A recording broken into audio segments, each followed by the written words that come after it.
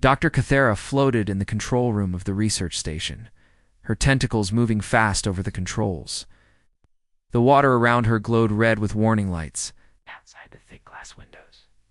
She could see the dark shapes of enemy ships. Getting closer? How many of them are there? She asked her assistant Velter, who was swimming near the communication panel. 40 ships, maybe more, Velter replied, his voice shaking. They are Vorthok raiders. They have been attacking peaceful stations all over this part of space. Cathera felt cold water flow through her gills as fear took hold of her. The Catherians were a peaceful people. They built things, studied the stars, and helped other species learn about science. They did not make weapons. They did not know how to fight wars. The research station orbited around Helio 7, a giant gas planet with beautiful purple and gold clouds. For 3 years, Cathera and her team had been studying the strange energy patterns that came from deep inside the planet. They had made amazing discoveries. It found new ways to create clean energy that could help millions of people across the galaxy. Now none of that mattered. The Vorthok were coming, and everyone knew what happened when the Vorthok came. Want our research data? Cathera said, watching the enemy ships move into attack formation.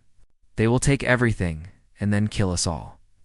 The Vorthok were known across the galaxy as raiders who showed no mercy. They were tall, strong creatures with thick gray skin and sharp teeth. They lived by taking what others had built. Would capture a station, steal everything valuable, and then destroy what was left. They never left anyone alive to tell what happened. Doctor, we are getting messages from the other research stations in this system, Velter said. They are telling us to surrender. They say fighting will only make the Vorthok angry. Cathera swam to the main control panel and activated the emergency communication system.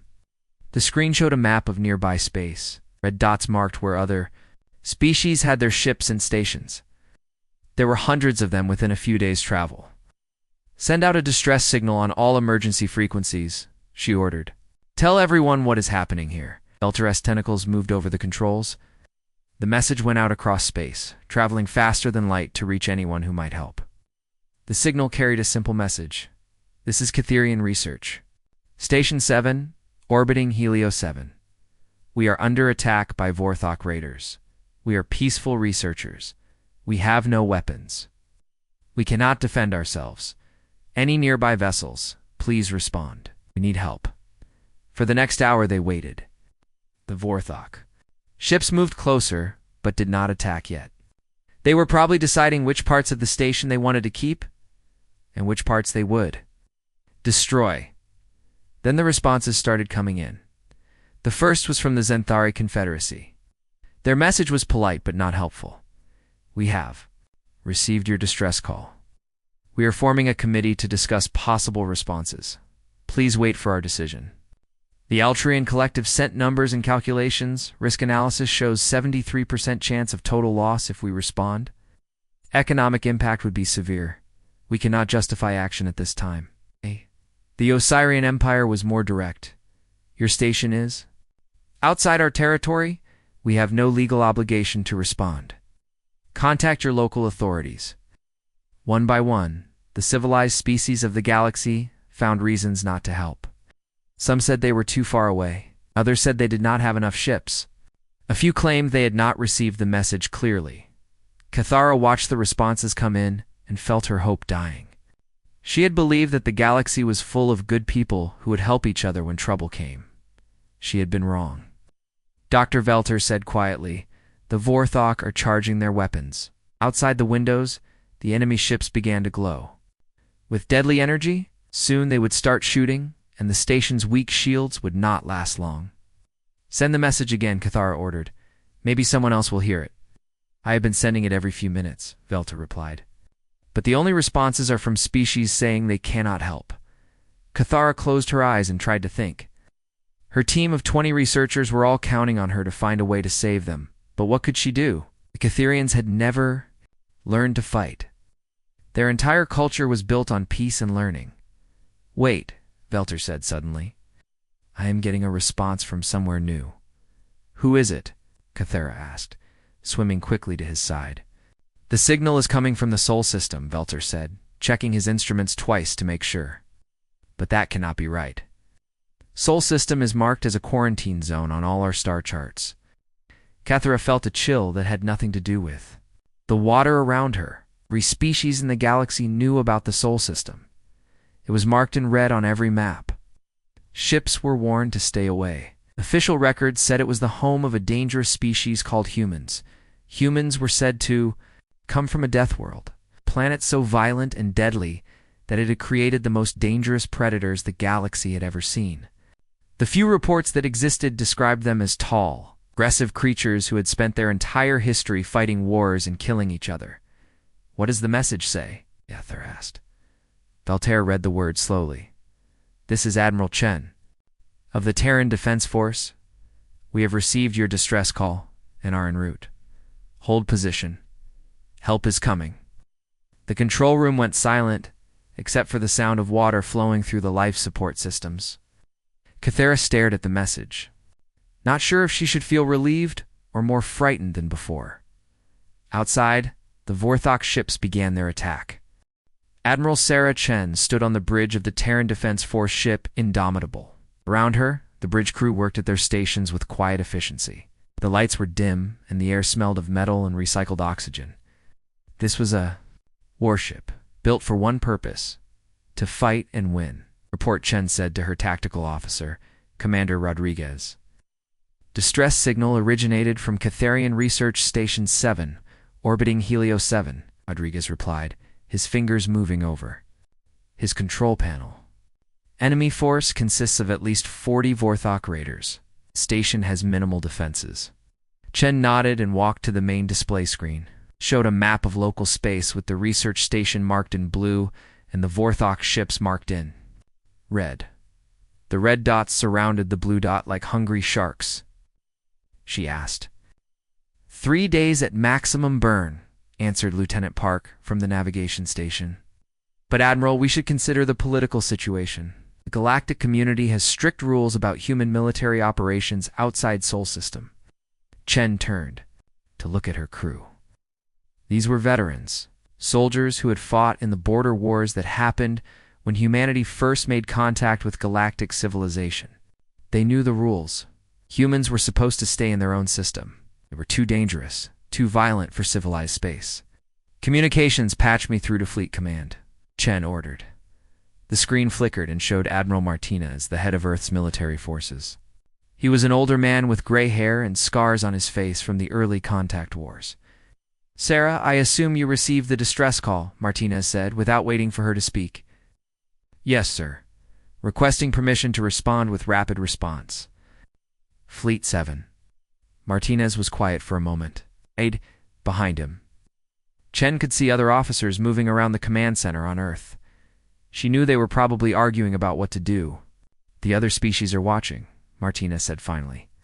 "They expect us to ignore this, just like they are doing." "Sir, these are peaceful researchers under attack by raiders," Chen replied. "They called for help.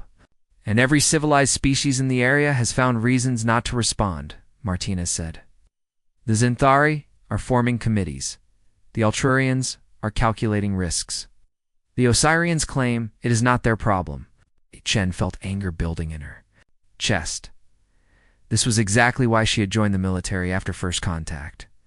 The galaxy was full of species who talked about peace and civilization. But when someone needed help, they all found excuses. "What are your orders, sir?" she asked Martinez. Smiled, and Chen recognized the expression. It was the same look her grandfather used to get when he talked about the old wars on Earth.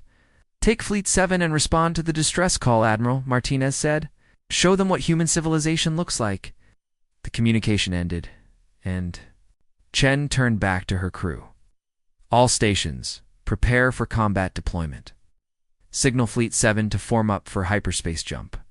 Around the bridge, officers began working faster. The ship's engines changed their sound as more power flowed through them. Chen could feel the Indomitable waking up, like a sleeping predator, opening its eyes. "Admiral," said Commander Rodriguez, "we are receiving emergency transmissions from multiple species. They are trying to contact the Catherian station." "Put it on speakers," Chen ordered. The bridge filled with voices speaking in different alien languages. "But the translation computers." made their words clear. Catherian Station, this is the Zinthari diplomatic vessel Harmony. Do not accept help from the humans. They are dangerous. Research Station, this is Alturian merchant ship. Good profit. The humans are from a death world. They will make your situation worse. Therian Facility, this is Osirian patrol cruiser. Brightwing, humans are quarantined for good reasons. Not trust them. Chen shook her head.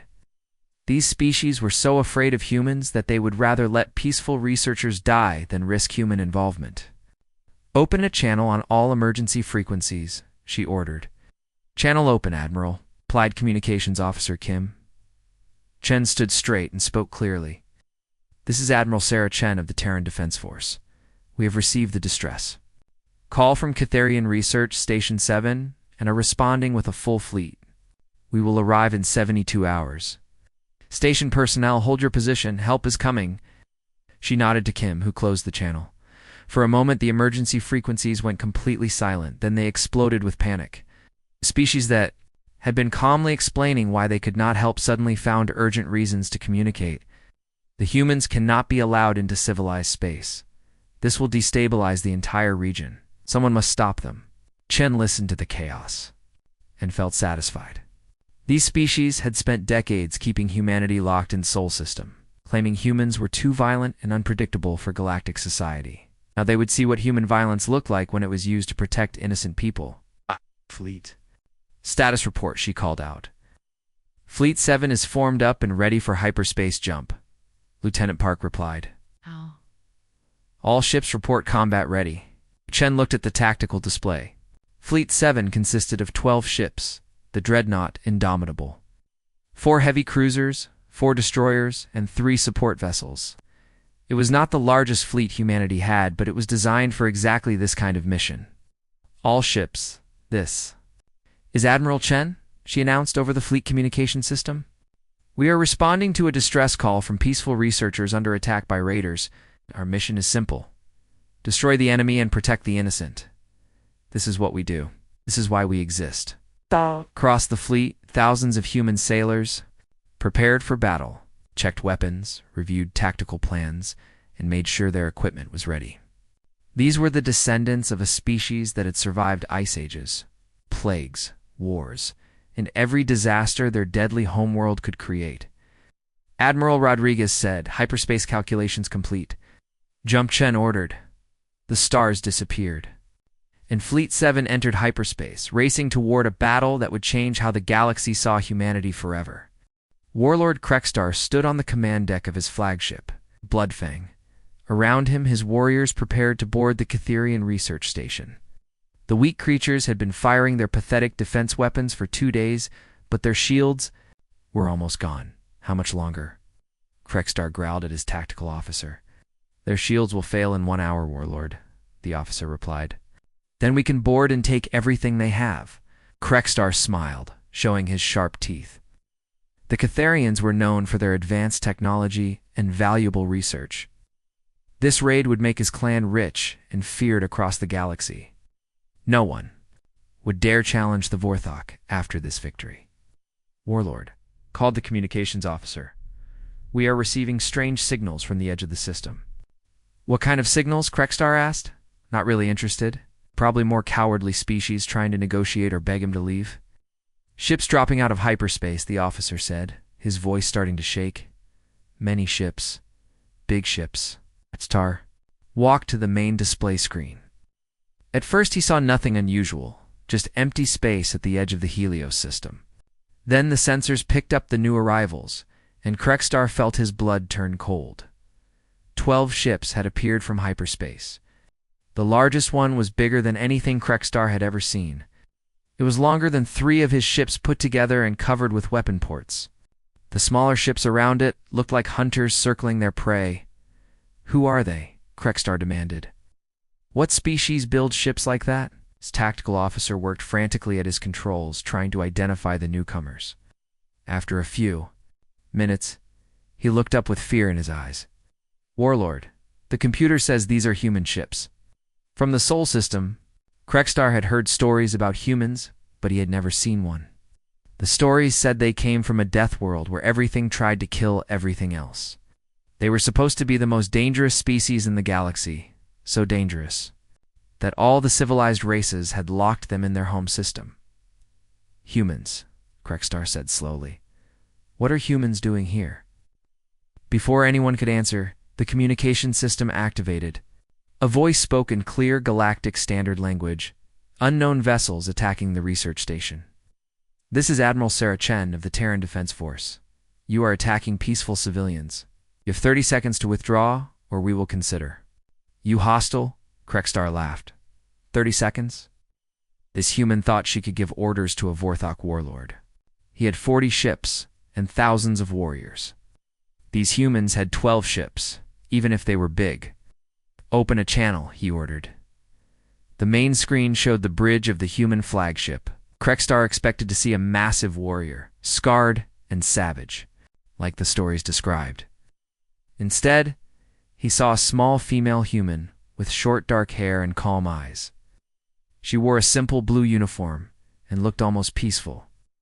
I am Warlord Krekstar of the Vorthok clans, he announced.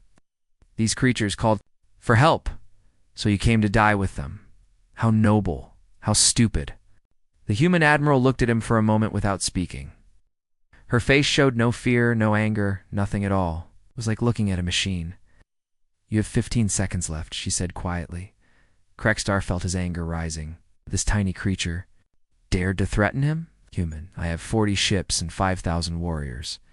You have 12 ships. Do you think your death world made you so special that you can fight such odds? 10 seconds, the admiral said. I will tear your ships apart and add your skulls to my collection, Krekstar snarled. 5 seconds. Krekstar was about to give the order to attack when his tactical officer screamed a warning. Warlord, the human flagship is charging weapons. Energy readings are impossible. Time's up, Admiral Chen said, and the communication ended. Krekstar spun toward his weapons officer. All ships attack the human fleet. Show them why the galaxy fears the Vorthok. But before his officer could give the order, the human flagship fired. Krekstar had seen many weapons in his long career as a raider. He had fought ships from dozens of species. He thought he knew what spaceship weapons looked like. He was wrong. The beam that came from the human ship was not like any weapon he had ever seen. It was pure white light that cut through space like a sword made of stars. It hit the blood fangs. Sister ship, the Skull Crusher, and the massive Vorthok vessel simply stopped existing, not destroyed, not blown apart. It just vanished, leaving nothing but empty space where a ship carrying 300 warriors had been moments before. The bridge of the Bloodfang went completely silent. Krekstar stared at the empty space where the Skull Crusher had been, trying to understand what had happened.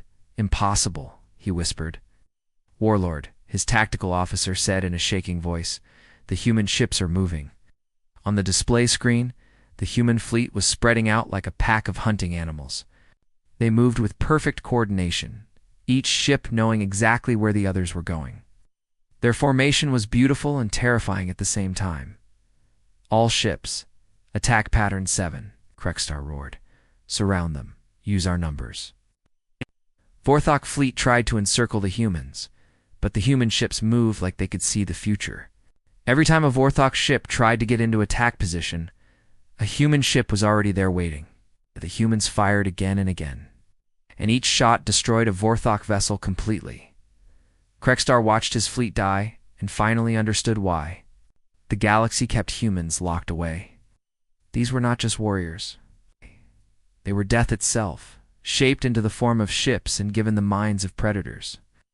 Warlord, his communications officer, said, the remaining ships are requesting permission to retreat. Krekstar looked at the tactical display. In less than 10 minutes, he had lost half his fleet. The humans had not lost a single ship. They had barely taken any damage at all. Signal the retreat, he said quietly. But as his ships tried to flee, he realized the humans had surrounded them.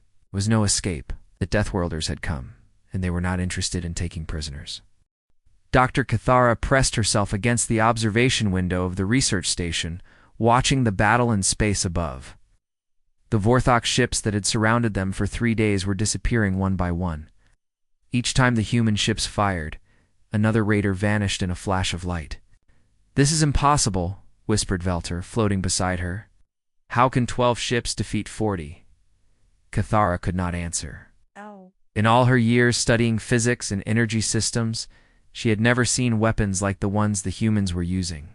The power output readings on her instruments were beyond anything she thought possible. The last Vorthok ship tried to flee toward the outer system, but 3 human vessels moved to block its path.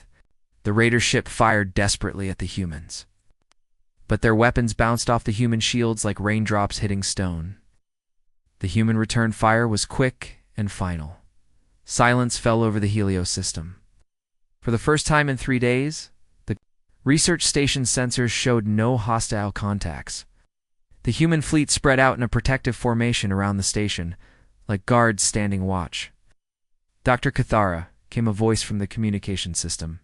It was the same calm voice they had heard before. This is Admiral Chen. The immediate threat has been eliminated. Request permission to send boarding parties to assess your condition and provide assistance. Cathara looked at Velter, who was trembling in the water.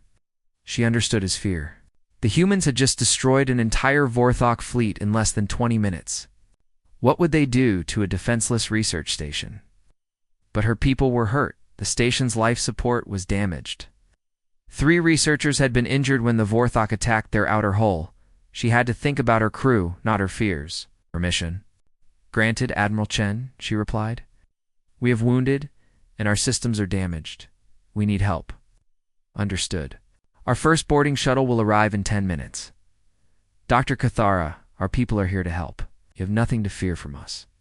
Cathara was not sure she believed that, but she had no choice. 20 minutes later, the first human shuttle docked. With the research station, Cathara and Veltor swam to the docking bay to meet their visitors. The airlock opened, and the first human stepped through. Cathara had expected a giant warrior covered in scars and weapons. Instead, she saw a medium-sized female human wearing a simple work uniform. The human had short brown hair and gentle eyes. She carried a medical kit and a tool bag. Dr. Cathara, the human asked. I'm Chief Engineer Martinez. We're here too. Help with repairs and medical treatment. Behind Martinez came 3 more humans. One carried advanced medical equipment. The other 2 had engineering tools. They all looked professional and calm, nothing like the savage warriors from the stories. You destroyed the Vorthok fleet, Cathara said. Not sure what else to say. Martinez nodded. Yes, they were attacking civilians. That's not acceptable. But the stories say humans are dangerous. The other species warn everyone to stay away from your system. Martinez smiled, and it was a kind expression. We are dangerous to people who hurt innocent beings. We're not dangerous to people who need help. She gestured to her team. Dr. Kim will take care of your wounded. Engineers Lopez and Park will work on your life support systems. Where do you need us most? For the next several hours, Cathara watched the humans work. They moved through the station with quiet efficiency, fixing damaged systems and treating injured researchers. When they found problems, they solved them quickly with tools and parts from their shuttle. Dr. Kim worked on researcher Tethan, who had been badly hurt when a piece of debris hit the outer laboratory. The human doctor's hands were steady and gentle as she used advanced medical devices to heal the wounds. This will help with the pain, Dr. Kim said softly to Tethan. You're going to be fine. Engineer Lopez crawled through a damaged section of the life support system, welding broken pipes and replacing burned circuits. When he emerged, covered in grease and dust, he was smiling. Good as new, he announced. Actually better than new. I upgraded a few things while I was in there. Engineer Park worked on the station's communication array, which the Vorthok had damaged in their first attack. She not only fixed the damage, but improved the system's range and clarity. Now you can call for help from twice as far away, Park, explained Velter. Though hopefully you won't need to. Chief Martinez spent time with each research team, learning about their work and offering suggestions. When she saw their energy research, her eyes lit up with interest. This is fascinating, Martinez said, studying their data. On Earth, we've been working on similar problems. Have you considered using a quantum resonance field to stabilize the energy output? Cathara stared at the human. You understand our research? Some of it. Humans have been studying energy physics for centuries. We had to learn fast. Our planet doesn't have many easy energy sources. As the day continued, more humans arrived from the fleet and replacement parts for damaged equipment. They worked alongside the Catherian researchers, sharing knowledge and techniques. When it was time for the humans to return to their ships, Cathara felt sad to see them go. These were not the monsters from the stories. They were people who had traveled across space to help strangers in need. "Why did you come?" she asked Admiral Chen during their final communication. "The other species all found reasons not to help us." Admiral Chen was quiet for a moment.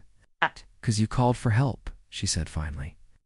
"When someone is in trouble and calls for help, you answer. That's what people do for each other. But you don't even know us. We're not part of your species or your alliance." "That doesn't matter," Chen replied. "You needed help. We were able to give it. That's enough." As the human fleet prepared to leave, Kethra realized that everything the galaxy believed about humans was wrong. They were not savage monsters from a death world. They were protectors. People who would cross space to help strangers simply because it was the right thing to do. The humans had not asked for payment or rewards. They had not demanded anything in return for their help. They had simply answered a call for help from people they had never met. For the first time in her life, Cathara understood what real strength looked like. 3 months after the Battle of Helio 7, the galactic community was still trying to understand what had happened. In meeting halls across dozens of worlds, representatives from hundreds of species gathered to discuss the human problem. Ambassador Zethrin, of the Zinthari Confederacy, stood before the Grand Council on the neutral world of Harmony Station.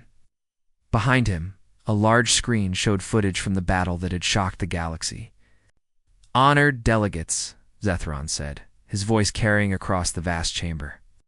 "We face a crisis unlike any in our recorded history. The humans have broken the containment protocols."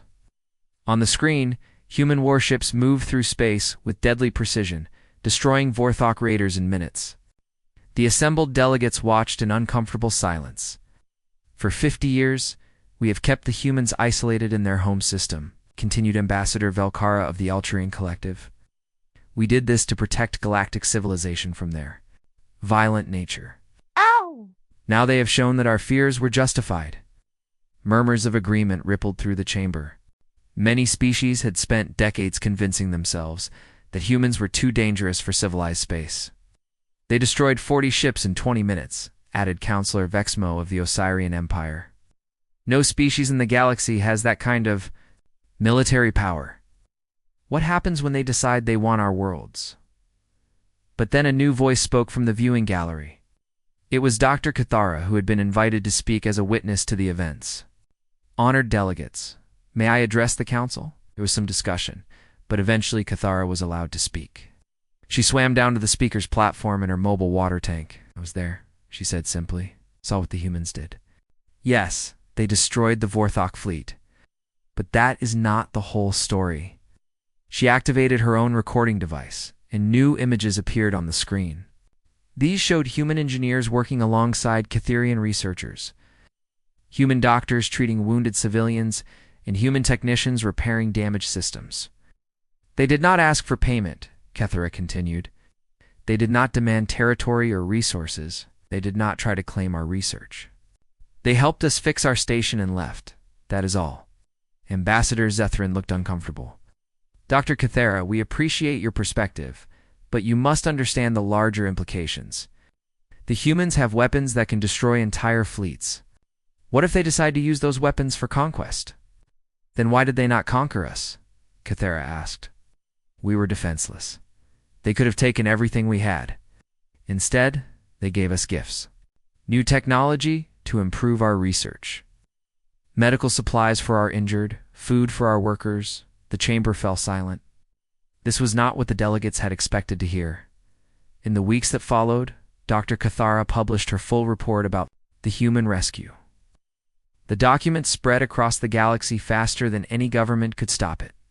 Species that had never heard of humans suddenly wanted to know more about these Deathworlders, who destroyed raiders and helped civilians. The Vorthok raids stopped completely. Word had spread through their clans about what happened to Warlord Krekstar's fleet. no Vorthok leader wanted to risk. Meeting human warships in battle, other aggressive species began reconsidering their expansion plans.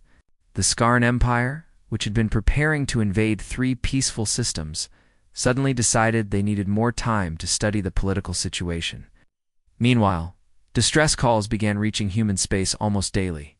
Mining colonies under attack by pirates, research vessels stranded in dangerous space, civilian transports being threatened by raiders. Each time the response was the same. This is the Terran Defense Force. Help is coming, and help always came. Admiral Chen found herself commanding rescue missions across dozens of systems. Each time was the same pattern. Human ships would arrive, destroy the threats efficiently, help repair any damage, and leave without asking for anything in return. The Galactic News Network struggled to understand this behavior. Reporters interviewed experts who tried to explain human psychology, but none of their theories made sense. They must want something, insisted political analyst Mortop during a popular news program. No species acts without expecting something in return, but Dr. Cathera, who had become something of a celebrity, disagreed. They told me why they do it, she said during an interview. When someone calls for help, you answer. That is what people do for each other. 6 months after Helios 7, the term Deathworlder diplomacy had entered common usage across the galaxy. It described the uniquely human approach of overwhelming violence toward aggressors and overwhelming compassion toward victims. The civilized species found themselves in an awkward position. They had spent decades explaining why they could not help when peaceful beings were attacked. Now humans were showing up and doing exactly what the civilized races claimed was impossible.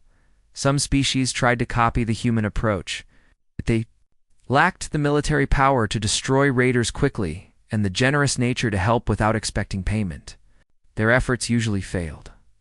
Meanwhile, the emergency communication frequencies that had once been filled with bureaucratic delays and political discussions now carried a different kind of message.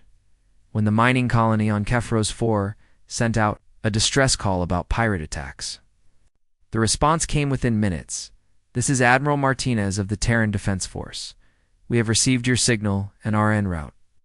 Estimated arrival time, 18 hours. Hold position. Help is coming. The message was simple, direct, and backed by the certain knowledge that somewhere in the darkness of space, the humans were listening and ready to respond. The galaxy had learned a new truth. The universe was still a dangerous place, but it was a little less dangerous now. When peaceful beings called for help, someone would answer.